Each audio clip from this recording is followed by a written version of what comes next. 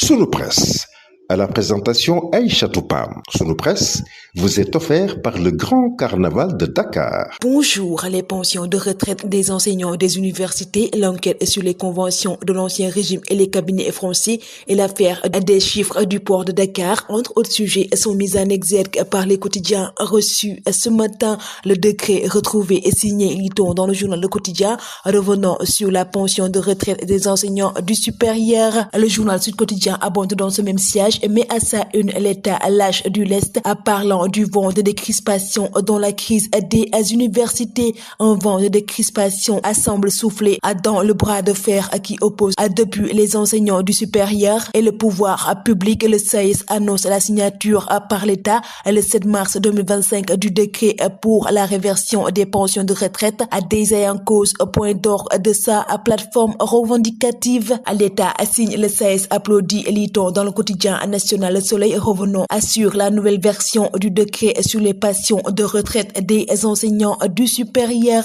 La signature de ce document était le principal point de revendication du syndicat qui invite cependant les membres à rester mobilisés pour la satisfaction des autres doléances. Le gouvernement tient une promesse faite depuis décembre dernier et réaffirmée lors de la rencontre tripartite syndicat-gouvernement patronat du 27 février dernier. Le journal Libération s'intéresse à une enquête ouverte sur les conventions entre l'ancien régime et le cabinet français. Benoît Lebar, cofondateur de Lazareff Lebar, des virements de 6,736 milliards de francs CFA intrigue le parquet financier. Entre avril 2018 et avril 2024, la somme exacte de 6 milliards à 736 millions 215 000 à 66 francs CFA a été virée dans le compte du cabinet ouvert en France. Le dernier paiement a été effectué peu avant la prestation de serment du président Bassirou Diomaye Faye. À l'agent judiciaire de l'État qui évoque des conventions signées en défaveur totale des intérêts de l'État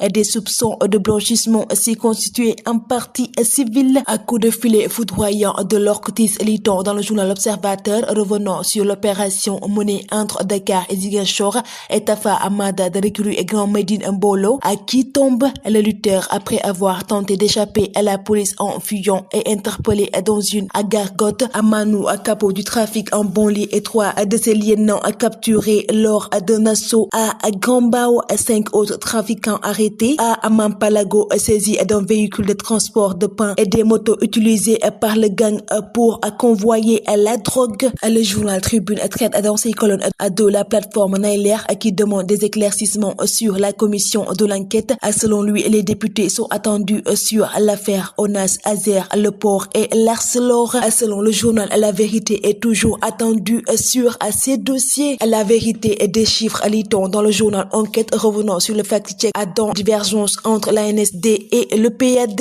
Après les vérifications, les chiffres de l'ANSD contredisent celui du DG Waliouf Bodian. Ce qui a été publié n'est pas conforme avec le travail de redressement effectué par le directeur du port autonome de Dakar. Le journal Walf Quotidien s'intéresse sur les propositions de loi et Pastef face au basque de Thierno Alassane Sall. Une vigie des finances publiques, lit-on dans le journal Réumi Quotidien. Revenons sur le décès d'Abdou Diouf, directeur général du budget. À l'infirmerie des Lions, inquiétante sur les matchs contre le Soudan le 22 mars et le Togo le 25 mars. Revenons sur le forfait de Liman Ndiaye, Nicolas Jackson, Sénédien, Habib Diarra et El Hadj Malick Diouf. Le journal Record traite également de cette question et s'interroge sur ce qu'arrive au Lion. Revenons sur la cascade de blessures à Don à la Tanière. Le Carnaval de Dakar célèbre le riche patrimoine culturel africain.